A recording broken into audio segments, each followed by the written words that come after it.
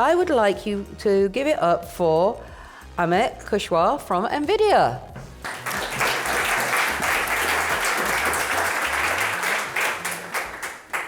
Now, whilst Amit is getting set up, I will just put it on top. Realize I haven't got all my notes on my machine. So you're going to be talking about benchmarking the agent era. And you're ready to go, so I will leave you to it. Thank you very much. Thank you very much, Amit. My name is Amit Kushwaha. I'm a solutions architect at Nvidia. At Nvidia, we live and breathe inference performance. And one of the most important things that we care about to have benchmarks that represent the real-world workload. However, these benchmarks have been changing over last 1.5 years. We started with simple chatbot applications, where now we are purely into the agent era, where it's no more single input-output. It's much more complex. Workflows are running. Agents are calling multiple tools, dealing with multiple context lengths. However, the benchmarking has not kept up with it. So in the next 30 minutes, I'm going to talk about three things. One, what does the agentic workload looks like? Second, what are the optimizations that already exist to run these agentic workloads efficiently? And third, what do the current benchmarks actually miss? And I'm going to conclude with giving an example of a benchmark that is trying to close that gap, and then also share some learnings on what is in the future, what is still missing, and what we still need to kind of cover up. Before we start, let's look at what exactly has changed. So on the left, what you see is the old chatbot era. When I say old chatbot era, what you mean is most of the conversations were single turn. You ask a question, you get a response back. Context lengths were very small, from 1K to 4K tokens. The output tokens were also small. Depending on what kind of questions you're asking, you typically get a shorter response. So the context lengths that the LLMs were producing as output was much smaller. Whereas there was no concept of tools. These agents or these applications were not using tools. Now in the agentic workloads, what you are seeing is dozens of turns, and I'll give you concrete examples of what I mean. The LLMs are getting called multiple times. The sequence lengths have exploded from tens of thousands to hundreds of thousands sequence length. The output tokens have also increased from hundreds to thousands of tokens that these LLMs are producing. And we are using tools heavily. Most of these agentic workloads are using different kinds of tool to achieve the task that we have asked them to do. So the benchmark that's scored yesterday on this side doesn't say anything about the real workloads that currently exist. And before we talk about benchmarking agentic workflows, let's look at a simple example of what an agentic workload looks like. Here, the user is actually asking the LLM to fix a flaky test in their code base. So this is a user input. After that, you see a series of calls. This is where the LLM takes the user input, comes back with a response. And the response in this case is, oh, go and check this certain file and grab certain things in this file. Based on that response, now a tool is run. And this tool could be anything that is sitting on your Linux terminal. It could be bash scripts. It could be grabs. It could be web search.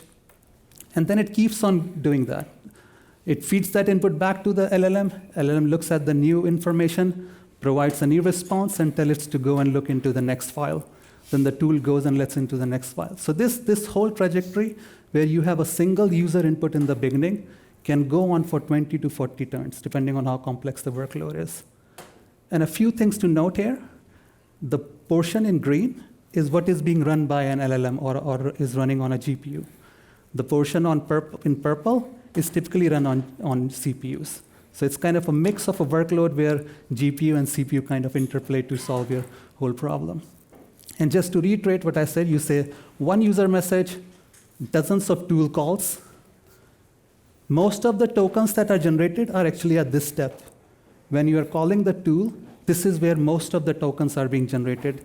The tool is calling multiple files, reading multiple files, and then feeding that information back into the LLM.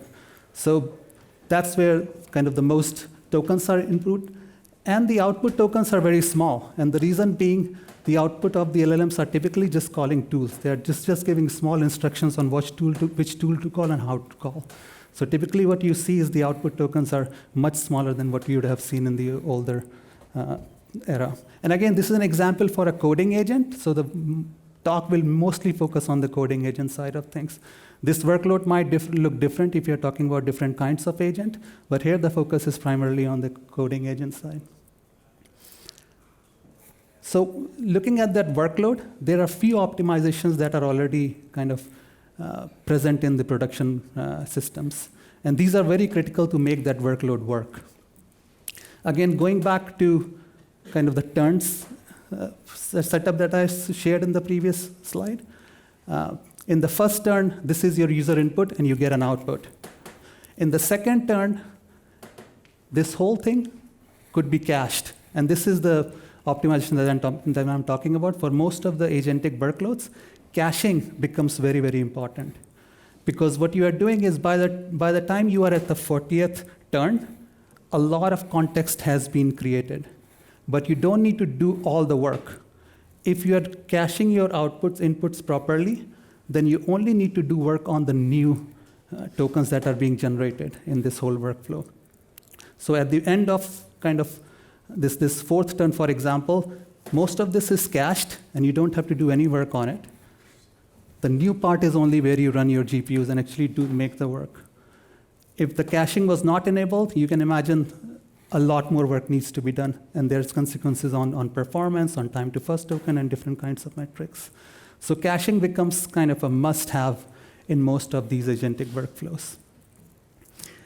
And as you see, the vast majority of input tokens by the end could be cached because it's just building up on the previous history. The caching itself is not the full story, especially when you are serving these models on multiple replicas. Your turns have to kind of get on the right replica. For example, if your turn 1 in the previous slide landed on replica 1, and this is just an example of you could have a model served multiple times. So these are 3 replicas of the same model that you're using in your agentic workloads. So turn 1 ended up on replica A. If you do a round robin kind of a setup, the turn 2 might end up on some other replica.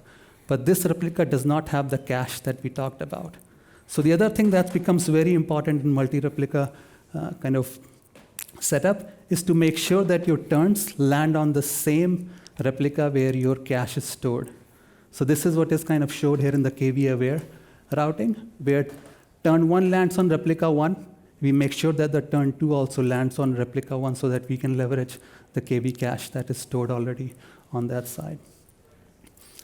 And so there are multiple ways of doing that. There's session ID based, where you just keep track of the session and make sure whatever request was served on one replica actually goes to the same replica, or you can do more KV cache aware kind of setup. Yeah. I have a stupid question. KV, what is that? KV. So KV is just K and V matrices you can think about. In the LLM world, this is how you store the history. And it's kind of a, maybe I should have explained it, it's a very generic term that is used in LLM world. You can think of it just storing the history of what you have already done. So both these optimizations that I talked about are on the prefill side. So this is where the input is getting to your LLMs. Now the third kind of optimization that goes into agentic workload is on the decode side. So there are 2 workloads for a large language model. One is when you provide your input and the LLM is just digesting the input. And the second is when the LLM starts producing the output. So the first set of prefix caching and KV cache aware primarily deals on the prefill side or the input side. This optimization is on the output side. When the LLM starts producing the output, how can you make that output go as fast as possible? And this is where this optimization on speculative decoding is becoming very, very common. The high-level idea is, this is the input to your big model. And what happens is a small model called the draft model helps this big model to go fast. And the way it does it, you provide the input. The draft model, which is much smaller, can run way faster than the larger model. So it produces these 4 tokens. It says, brown fox hopped over. The job of target model, the big model, is just to verify these tokens. And it can do that in a single request, and that's where the efficiency comes in. So you start with an input. The small model goes and predicts 4 tokens in advance. The big model comes in and just checks all these 4 tokens in one go. And this is where you get the efficiency. So in the end, what ends up happening is you produce 3 tokens in just one pass. Whereas if you didn't have this step of speculative decoding, the large model would have had to produce these tokens one by one. So roughly, you can think you get 3 times the speed up just by using speculative decoding. And there are multiple flavors of speculative decoding. One is where actually you go and train these draft models. You use the data from the big model and then train these small draft models. What is happening more and more? These draft models are coming packed with the model itself. So you might have heard about the terminology called multi-token prediction, MTPs, which is basically these draft tokens coming packed with new models. So you can essentially just turn it on, and your model should be able to use this optimization right away without you having to do much. So as I said, 3 tokens in one pass, and I'll come to the caveat, and I have a slide that will show what happens when you do this. But essentially, I talked about 3 optimizations: prefix caching, cache-aware, and then speculative decoding. The reason I talked about them, because these are kind of the foundational optimization that you do for agentic workloads. Whereas if you look at the current existing benchmarks, it doesn't capture all the complexity that I just talked about. Most of the current benchmarks used fixed shapes. That means if you have done any sort of benchmarking, if you're trying to answer the question, oh, I have a particular workload, how many GPUs I need? What typically is done, you choose your ISL and OSL, and it's typically a fixed value. So you keep the shape fixed. You don't have any tool calls. This is, on the left is basically the current status quo of what the benchmarking looks like. Fixed input-output, no tool calls, and most of the optimizations that I just talked about are turned off. And single turn, so no concept of multi-turn where you're talking about trajectory, which is completely different from what we see in agentic workloads. On the agentic workloads, now what we miss, there's no fixed shape. As I saw, the trajectory keeps growing. As you are interacting with your system, it's collecting information from the tool, and the information to the LLM is continuously growing. So the fixed shape, it misses the fixed shape. There's no concept of multi-turn in this original benchmarking world. Most of the optimizations that I talked about, prefix caching, KV-aware, and speculative decoding are mostly turned off, and no tools. And that's where the main issue is. The performance that we are measuring right now doesn't represent the real workload. It's not just this slide. When you talk about agentic workflows, even talking about performance becomes a little tricky. You can't talk about mean and medians now. You have to talk about in terms of distributions. And what I'm showing here is kind of 2 distributions. And you can think of the first one is time to first token. So this is how fast you get the token back from the LLM. The right one is token speed, so how fast your LLM is actually producing the tokens. And the way you produce these histograms, you run your workload against a hardware. You capture all the requests that are going to your large language models. You collect all the time to first tokens that you get for all these requests, and you create this histogram. So left is good. That means you are getting your response back very fast in this TTFT. Right is bad. That means your token is taking longer and longer for you. The LLM is taking longer and longer for you to get back the response. Whereas on the other distribution, left is bad because that's slow generation of tokens. Right is good. You're generating more tokens. And the way, and your user experience kind of dies on those tails. So even if a lot of your requests sit in this, if the users start experiencing this tail, their experience is going to be hurt. So you want to make sure you clip these P95 to a reasonable range that kind of matches with your customer's experience.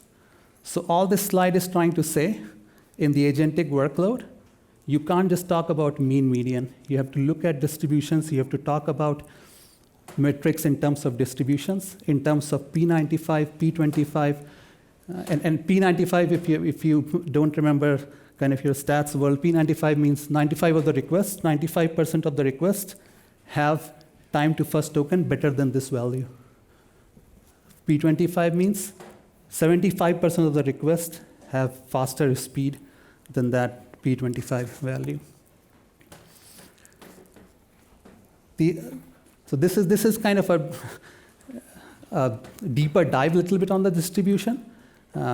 So ignore if you don't kind of follow this slide, but just wanted to mention this. Again, I'm plotting the same distribution that was in the previous slide for speed, how fast your tokens are producing the speed. But now I have two distributions. On the green one, I have speculative decoding on. So this is the optimization that I talked about, where you can generate 3 tokens in one go versus just generating 1 token at a time. And what you see is the distribution is towards the right. So the speeds in general are much higher for this distribution with MTP or speculative decoding on, whereas distribution for blue, which does not have speculative decoding on, is actually much slower than the other one. But if you're not looking at the right metric, for example, if I look at the P5 value, which is 95% of my requests are producing outputs faster than this value for this distribution, and 95% of my requests are producing faster tokens than this value for this distribution, your situation will be reversed. The green looks worse here, whereas the blue looks better, and which is not the complete picture. You are actually penalizing a very good optimization where most of your requests are actually sitting on the right side just because you chose the wrong. In this sense, I'm saying wrong, but for some people, maybe P5 is the criteria that they want to satisfy. For our case, what turned out was instead of P5, we should be looking at P25, because what we are doing is we are unnecessarily penalizing kind of an artifact of speculative decoding. Again, the goal, if you don't understand the detail, that's fine. The goal of this slide is when you're thinking about percentiles, when you're thinking about SLO, you need to take a deeper dive on what different optimizations are doing to your distributions and how do you want to match them against customer expectations. So it does require kind of a little bit more in-depth kind of digging into your data rather than kind of simple chatbot style workloads. The other thing that you need to think about, so I have 2 colorful plots here. Different rows are basically user 1, user 2, user 3, user 4. And what this slide is trying to convey is, if you ignore the tools part of it, you're not really measuring the right workload again. So on the left side, I'm assuming there is no tool call. So there is none of that purple block that I showed where the kind of things are running on the CPU. In that case, what you end up saying is user 1, user 2, user 3, user 4 are fully packing my LLMs or fully packing my GPUs. So this whole greens is basically when your large language model is being called. But in reality, that's not the case. When you're running agentic workflows, this is not how your GPUs look like. You're not continuously kind of keeping your GPUs busy. What is happening is you run your large language models, and then actually you are running tool calls, which are running on your CPU. So actually your GPU is not doing any work during that time. And depending on how big that gray region is, you can actually support more users because you are effectively not packing your GPUs as much as you can. So just ignoring the concept that there is no tool actually ends up predicting the wrong concurrency or wrong workload that you can support on your hardware. And there are some metrics here, like if you assume one LLM call takes 1 second, if you have a tool call that takes 1 second to, and half of your area is gray there, you can actually support twice the number of users than you thought, because a bunch of that workload is being done on CPUs too. So again, the crux of this slide is make sure you're representing your workload correctly, especially in agentic workloads. Those gray regions where this stuff is being run on CPU is very important. And that kind of helps you getting the right number of kind of users you can support for a given workload. So that's the tool side of things. Now this is the last piece on kind of what is missing in the current workloads. And this is, again, a subtle piece. When you're talking about agentic workloads, again, the metrics take some time to stabilize. So if you're looking at the same metrics that I talked about, the time to first token and speed, you can see like in the beginning, when the cache is not warmed up, things are still in the transient state, your metrics is still evolving. So if you would have measured your performance at this point and assumed that your SLO was 10 seconds for TTFT, you would have said that this deployment fails that SLO, which is not the case. It's just that this is still in the transient state. It's not stabilized yet. And that is just because, again, with the agentic workflows, the caches are coming into play. There are much more higher level of optimizations that are coming into play. So they need time to stabilize. So make sure when you're looking at this metrics, you're sure that the metrics that you are kind of focused on has stabilized. And some curves like that, where you plot the metrics over time and see if you see flatness towards the end, is a way to do that. And just to reiterate the same point, the same story here holds with speed. So if these were your SLO lines, you would have said that this is a bad deployment, and you would have said, no, we need either more GPUs. Whereas if you would have just let the system stabilize, you would have said this is a perfectly well deployment which matches both of the SLOs. So now I just want to give you an example of a benchmark that is trying to close this gap. This is a benchmark from Artificial Analysis. It's a third-party benchmarking company. And they came up with this benchmark a couple of weeks ago. The results are still not out. So in a few weeks of time, you can see different hardware players and how they do on this benchmark. But it does enable most of the things that we talked about: KV cache aware, multi-turn, speculative decoding, the SLO-based setup that we just talked about. It's for two models, DeepSeek V4 and GPT-OS 120B for now, and this list will grow. And the way they are going to, and the question that they are trying to answer is, they have given 3 SLOs, for example, here, where they have SLO on how fast your LLM should generate the tokens, what is the time to first token, and now you can imagine another column here which says, to meet this SLO, for a given hardware, how many users can I sustain? So that's the question that they are trying to answer. For each of these SLOs, what's the maximum number of users a given hardware can sustain? And you should see numbers for different hardwares and things like that. And they have curated this whole data set, multi-turn trajectory, real-world data set. So this is trying to close that gap. In addition to that, it will also show kind of per watt metrics and kind of some per dollar metrics also.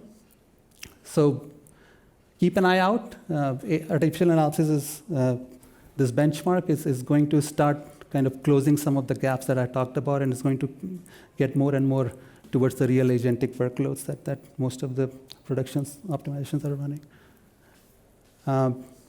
Just bringing everything together, we talked about multi-turn trajectories, very important. We talked about different kinds of optimization, caching and routing, spec decoding. We talked about how to think about performance in terms of SLOs rather than mean and medians. We talked about how tools become very important in this case. And we talked about the steady state to make sure that when you're measuring some metrics, that is, you're not measuring something that is still in the transient state and has stabilized. Again, as I said, this is still the beginning. This is like the bread and butter of agentic workloads. What's still missing is a lot, and this field is going to still evolve, and we are going to get better and better. Multi-agent workflows. Still, I'm talking about single trajectory, one agent interacting with tools. How about when multiple agents are interacting? What do you think? How do you think about kind of benchmarking in that case? Quality under load. I kind of skipped the whole accuracy piece, how good your agent is, how fast it can solve something. I primarily focused on performance. But you do need to couple these things together. How fast your model can run and how good is the model actually in solving a particular task. Long-running sessions. Agents are becoming longer and longer. Like you can let the agents run for 2 days, 3 days. How do you think about performance there? Because now your KB cache or cache is continuously growing. You need to manage that memory somehow. Heterogeneous workload. This was all coding. How about different kinds of agentic workloads? CPU coupling. We didn't even talk about how the CPU comes into play. We just kind of talked about delays and things like that. But in this case, now GPU and CPU have to play together to make these workloads run efficiently. And then different kinds of metrics. You can talk about task completion time rather than what I talked about. So a lot of work on what a good metrics look like. So in short, today's benchmarks have caught up to chatbot area, kind of chatbot world, but the benchmarks for agentic world are still being built, and we are just getting started. There's still a long way to go, but benchmarks like artificial analysis agent per benchmark is trying to close that gap. Yeah, with that, I'm going to end my talk, and happy to take any questions you have.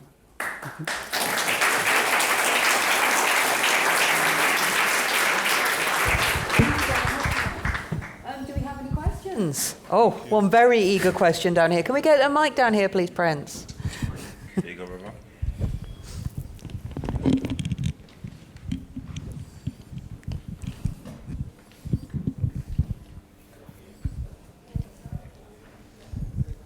Thank you for the nice presentation. I have a question about speculative decoding. Does it work with non-zero model temperatures, or is this all just about benchmarking, assumes that all users on server use zero model temperatures? No, it does work with non-zero temperatures. Can you give us a bit details how? Because I don't imagine how model can verify something that was randomly picked from choices. So the distribution is still matches. So when you talked about kind of matching the distributions of these two, so you're still sampling from a distribution, right? Even for speculative decoding, you're not just randomly going and picking up anything. So if your distribution is still matches, you still have higher probability of predicting what the target is going to produce, right? So it still holds. Yeah. Thank you. Okay, I think we had another question over here.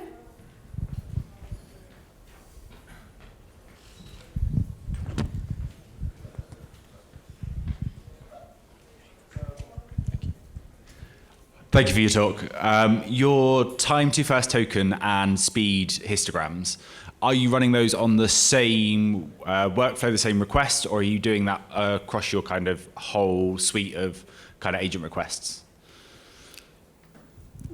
This is for, do you mean, is it just agentic or is the mixture? Kind of like are you running the same prompt through that? No, this is the whole collection of trajectories. So that example that I had in the beginning was just an example of a trajectory. And you can imagine like hundreds and thousands of these things that we have collected and are running against the hardware to get these numbers. So with that, you would expect a harder problem to be longer to the first token anyway, though, wouldn't you? So this is where caching comes into play, right? So if most of your prefill is cached, what you're doing the work to get the time to first token is just this new extra work.